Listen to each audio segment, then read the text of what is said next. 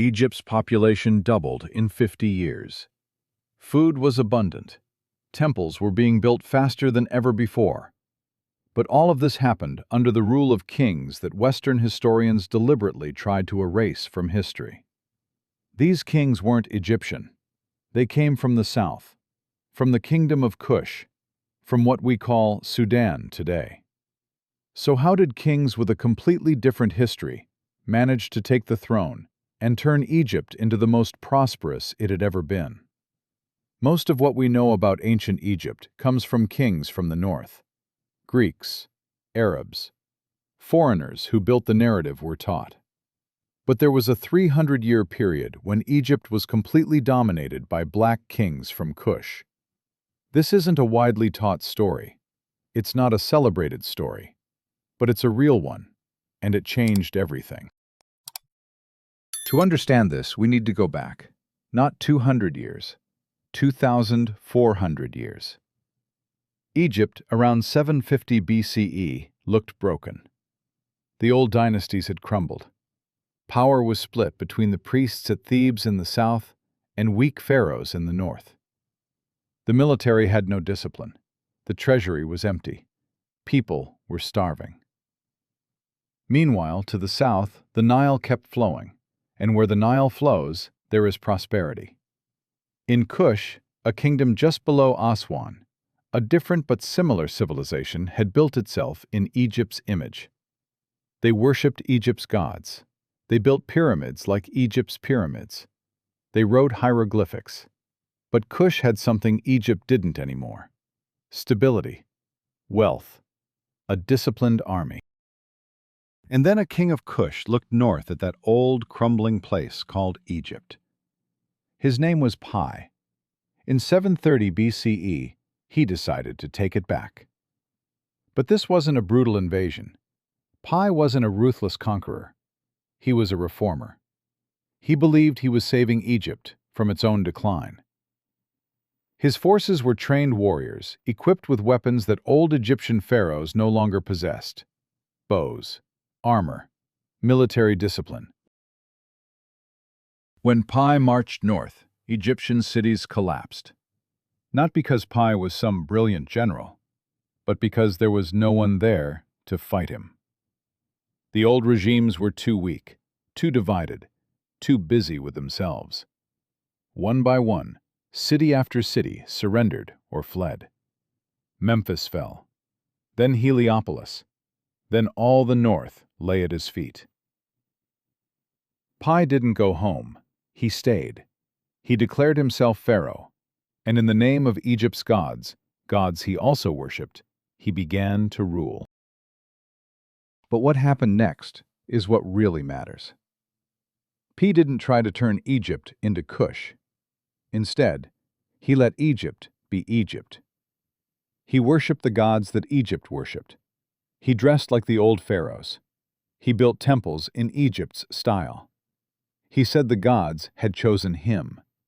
He was Horus on earth. He was the son of Ra. And the Egyptians believed him. They believed him because Piye wasn't a looter. He was a leader. He brought order. He refilled the treasury. He restored the temples.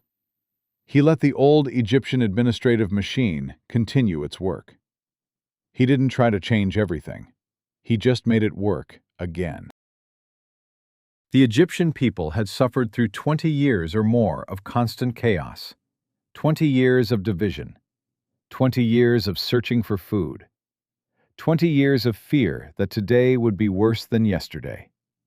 Now, for the first time, they could sleep without worry, could farm without being robbed, could raise children without fearing they'd starve. That's why Piye faced no resistance. That's why Egypt welcomed a king from Kush. Piye was the father of Shabaka, and Shabaka was the father of Shabitku, and Shabitku was the father of Taharqa. Each king in this line followed the same formula: learn about Egypt, respect its gods, improve its canal systems, expand its trade routes, build new temples. Under these kings, Egypt flourished. Farming techniques improved. Trade with neighboring regions tripled. The temples at Karnak, at Luxor, at Abu Simbel, they were built or restored. The military was made up of trained chariot warriors, infantrymen organized into tight formations. The treasury overflowed with gold.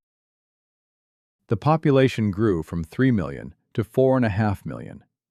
Children born during this period would never know starvation, would never know civil war, would never know the dark, hopeless days their parents had known.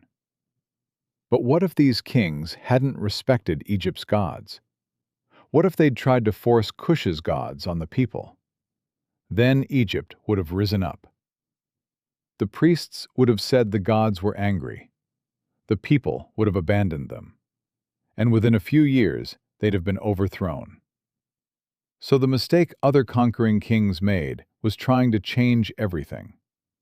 The genius of Piye and his successors was that they didn't. They kept things the same. Compare this to the Greek kings who came later. Ptolemy and his descendants would force Greek language, Greek customs. They'd build Alexandria in Greek style. They'd treat Egypt like a colony. Compare this to the Roman rulers after that. They'd impose Roman law, Roman temperament, Roman ways of life. But the Kushite kings were different. They didn't remake Egypt. They restored it. That's why these kings could rule for 300 years. That's why Egypt, under their rule, never rebelled against them. Why these kings weren't invaders. They were true pharaohs. Taharqa is the most famous of them. He was the grandson of Shabaka. He was a scholar, a builder. Architectural projects during his reign, over 40. Palaces, tunnels, colossal statues. Some of these works still exist today. You can go to Karnak and see his columns. You can go to Nubia and see his pyramids. They're still there, 30 centuries later, proof that he was there. Taharqa was also a brilliant military ruler. He defended Egypt against Assyrian invasions from the north.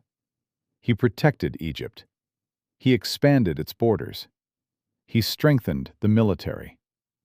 He made sure his sons would inherit an empire, not a battlefield. But shouldn't we know his name? Why do we learn about Ramesses, but not Taharqa? Why do we learn about Tutankhamun, but not Shabaka? Why were these kings written out of history? The answer is simple, but also painful. In the 1800s and 1900s, when ancient Egyptian history was written by Western archaeologists and historians, they overlooked the Kushite kings. Or they said bad things about them. Or they minimized their accomplishments. Why? Because they were black. Because they came from the south. Because they didn't fit the image these history makers wanted to create. Egypt as a white, Greek, Western civilization. So these kings were erased. Their names were removed from king lists. Their achievements were credited to other rulers. Their buildings were said to have been built by older dynasties. Their records were destroyed or altered. And as a result, now we live in a world where most people don't even know these kings existed. But the truth is, these kings did exist. They ruled, they built, they prospered. And for a long time, they were equal to the greatest pharaohs. Piye, Shabaka, Shabitku, Taharqa. These names deserve to be known as well as Ramesses, as well as Menkaure, as well as Khufu. What matters is that we remember, that we correct the story, that we make clear Egypt's greatness wasn't a story about Greeks or Romans. It was a story spanning 3,000 years, from stone tools to stone temples, from horse-drawn chariots to colossal palaces. And part of that story, 300 crucial years, a time when Egypt flourished and was strong and was ruled by black kings from Kush. That story deserves to be told too. So here's my question for you. How much of Egypt's history do you think you never learned? How much history is hidden in your textbooks? Do you want to know more? If so, subscribe. Because next time, we're talking about female pharaohs, women chosen by the gods, women who ruled alone, women who accumulated power with no man beside them. Queen Hatshepsut, Queen Cleopatra, and others whose names were erased. We'll discover them next. So stay tuned and let me know in the comments below. Did you already know about these Kushite kings?